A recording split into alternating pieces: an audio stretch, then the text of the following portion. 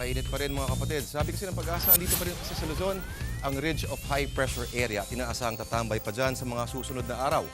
Pero huwag magulat kung biglang umulan sa hapon o gabi. Andyan pa rin kasi ang easterly winds at pinaka-apektado niyan ang Visayas at Mindanao. Mainit pero dahil sa init na yan, dala niyan sa umaga na ipon ng water vapor sa mga ulap na posibleng bubuhos sa hapon o gabi. Samantala, 2 araw na mula ng yanagi ng 5.2 magnitude na lindol ang Masbate. Ayon sa PHIVOLCS, 42 na ang aftershock sa probinsya. Siyam dyan ang nararamdaman.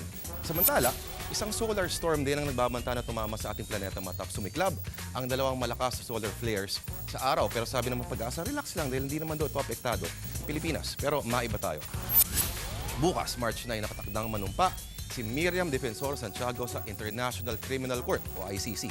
Pinakamataas sa hukuman, nalilitis sa mga pinakamatitinding krimen sa mundo. Siyam na taon ang termino niya.